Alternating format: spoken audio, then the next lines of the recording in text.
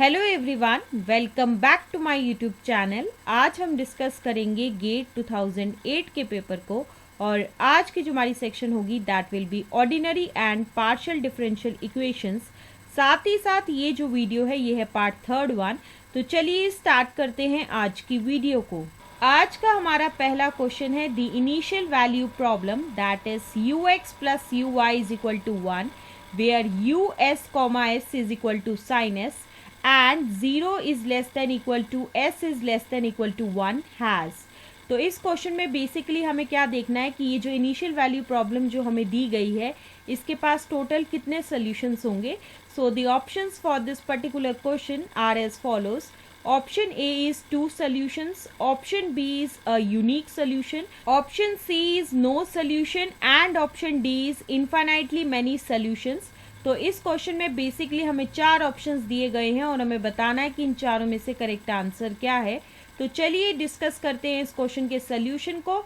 सबसे पहले हम लिखेंगे the given partial differential equation is that is ux plus uy is equal to 1 के बराबर होगा और हम मान के चलेंगे कि ये जो है इक्वेशन नंबर 1 है। अब हमारा नेक्स्ट स्टेप ये होने वाला है कि हम लिखेंगे Lagrange auxiliary equation for the equation 1 and that is as dx divided by 1 is equal to dy divided by 1 which is further equal to होगा du divided by 1 और हम मान के चलेंगे कि ये जो है इक्वेशन नंबर 1 है। अब हम क्या करेंगे कि हम लेंगे फर्स्ट टू फ्रैक्शंस इक्वेशन 2 की जो कि क्या थी that is dx divided by 1 is equal to है dy डिवाइडेड बाय 1। अब हम क्या करेंगे कि इस इक्वेशन को जो है वो इंटीग्रेट करेंगे बोथ साइड्स। तो उसके बाद हमें क्या मिलेगा that is x is equal to होगा y प्लस c1 के बराबर, जहाँ पे c1 जो है वो एक आर्बिट्री कांस्टेंट है which further implies that x minus y जो है वो किसके बराबर होगा दैट इज c1 के बराबर होगा, जहाँ पे c1 जो है वो एक आर्बिट्री कांस्टेंट है। अब हमारा नेक्स्ट स्टेप ये होगा कि हम लास्ट 2 फ्रैक्शंस लेंगे इक्वेशन 2 की जो कि क्या थी that is dy divided by 1 is equal to है du डिवाइडेड बाय 1। अब हम क्या करेंगे इसे इंटीग्रेट करेंगे बोथ साइड्स। तो उस टाइम पे हमें क्या मिलेगा that is y minus u is equal to होगा c2 के बराबर, जहाँ पे c2 जो है वो एक आर्बिट्री कांस्टेंट है। So on the whole we can say that x minus y is equal to c1 के बराबर है और साथ ही साथ y माइनस u जो है वो किसके बराबर है c2 के बराबर है। So the required solution of equation 1 is that is y minus u is equal to होगा phi of x minus y और हम मान के चलेंगे कि ये जो है इक्वेशन नंबर 1 है। अब हम नेक्स्ट क्या करने वाले हैं कि पैरामीट्रिक फॉर्म में जो है गिवन इनिशियल कंडीशंस को कुछ इस तरीके से लिखेंगे that is x is equal to s के बराबर होगा, y is equal to s के बराबर होगा और साथ ही साथ u जो है वो बराबर होगा साइन s के और हम मान के चलेंगे कि ये जो है वो इक्वेशन नंबर 1 है। जब हम यूज करेंगे इक्वेशन 4 को तो इक्वेशन 3 कुछ इस तरीके की होगी that is s minus sine s is equal to होगा फाई ऑफ 0 के बराबर और ये चीज़ जो है वो सही होगी for infinitely many choices of s। तो इसी वजह से जो है गिवन इनिशियल वैल्यू प्रॉब्लम के पास जो है इन्फिनाइटली मेनी सॉल्यूशंस होंगे। So that's why option D जो है वो बिल्कुल सही है। सो इसी वजह से जो है ऑप्शन डी जो है वो आंसर होगा इस क्वेश्चन का। अब हम आते हैं आज के दूसरे क्वेश्चन की तरफ और आज का हमारा दूसरा क्वेश्चन क्या है let ux, t be the solution of the partial differential equation that is utt minus uxx is equal to 1 where x belongs to r and t is greater than 0 with ux, 0 is equal to 0 and utx, 0 is equal to 0 where x belongs to r। तो इस question में basically हमें क्या दिया गया है कि u of x, t जो है वो सोल्यूशन है इस गिवन पार्शियल डिफरेंशियल इक्वेशन का, जहाँ पे x जो है वो बिलोंग कर रहा है r के अंदर और t जो है वो ग्रेटर देन 0 है। साथ ही साथ ये जो u है वो सेटिस्फाई कर रहा है इन दो इनिशियल कंडीशंस को। तो अब इस क्वेश्चन में बेसिकली हमें क्या निकालना है then u of 1/2, 1/2 is equal to. तो इस क्वेश्चन में बेसिकली हमें वैल्यू निकालनी है दैट इज u ऑफ 1/2, 1/2 की जो है वो वैल्यू हम कैलकुलेट करेंगे। So the options for this particular question are as follows. Option A is 1/8, option B is -1/8, option C is 1/4 and option D is -1/4।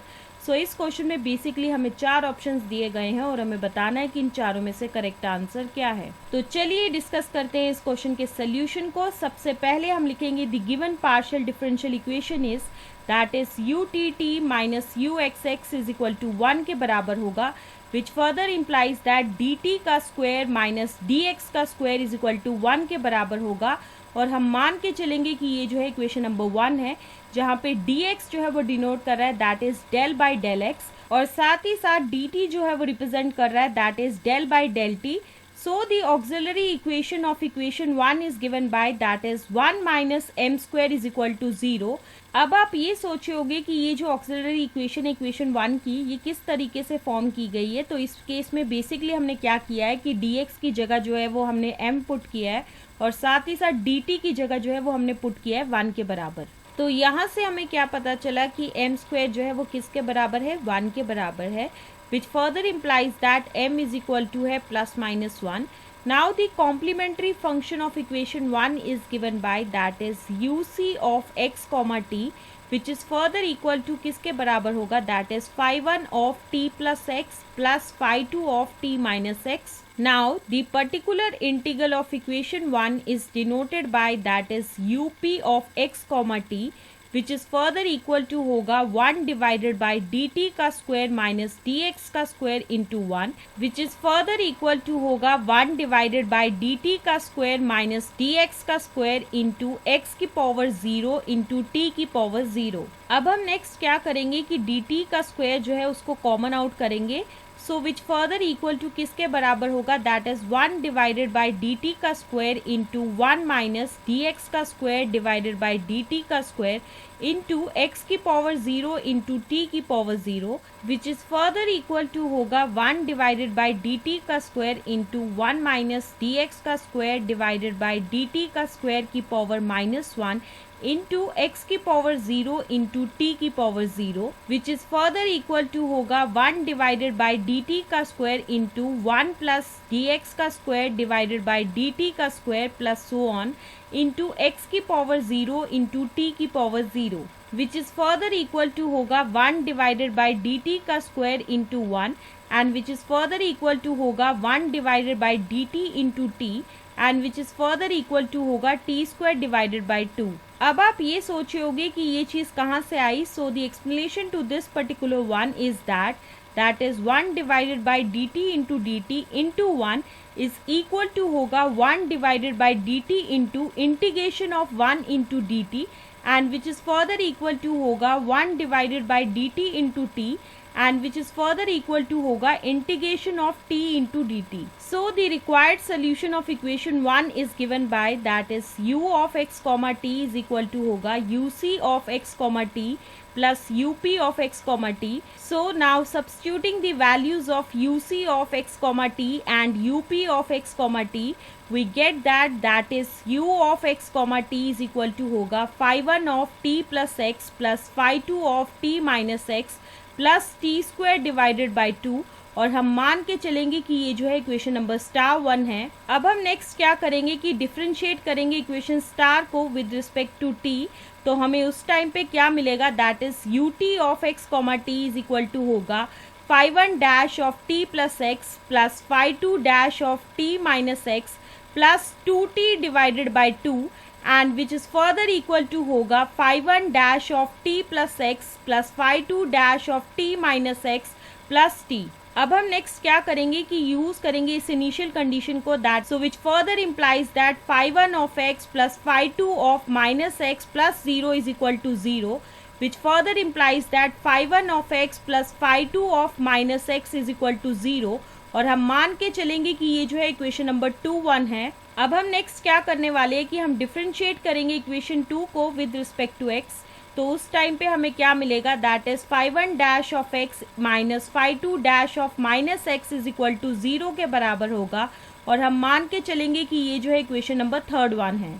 अब हम नेक्स्ट जो इनिशियल कंडीशन यूज करेंगे that is ut of x comma 0 is equal to 0 के बराबर होगा। तो उस time पे जो हमें क्या मिलेगा, that is phi1 dash of x plus phi2 dash of minus x is equal to 0 के बराबर होगा, और हम मान के चलेंगे कि ये जो है इक्वेशन नंबर फोर्थ वन है. So from equation third and fourth we get that is equation third से हमें क्या मिला था, that is phi1 dash of x minus phi2 dash of minus x is equal to 0 के बराबर है. और साथ ही साथ इक्वेशन 4 से हमें क्या मिला था, that is phi1 dash of x plus phi2 dash of minus x is equal to 0 के बराबर है. अब हमारा नेक्स्ट स्टेप ये होने वाला है कि हम इस इक्वेशन थर्ड और फोर्थ को जो है जब हम ऐड करेंगे तो ये कुछ इस तरीके का होगा, that is 2 times of phi1 dash of x is equal to 0 के बराबर होगा. So which further implies that phi1 of x जो है वो किसके बराबर होगा, दैट इज c1 के बराबर होगा, जहाँ पे c1 जो है वो एक आर्बिट्री कांस्टेंट है. साथ ही साथ phi2 dash of minus x जो है वो किसके बराबर है, दैट इज 0 के बराबर है. So which further implies that phi2 dash of x is equal to 0 के बराबर है.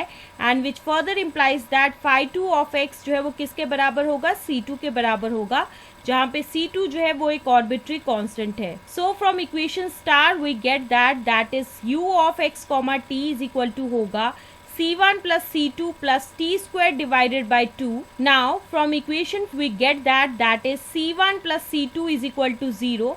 So therefore we have that is u of x comma t is equal to t square divided by 2. अगर हम x की जगह जो है वो 1/2 लेंगे और t की जगह जो है वो 1/2 लेंगे u of x comma t में, तो उस टाइम पे हमें क्या मिलेगा, that is u of 1/2 comma 1/2 is equal to 1/2 का whole square into 1/2 and which is further equal to होगा 1/8 के बराबर. So that's why option A जो है वो बिल्कुल सही है.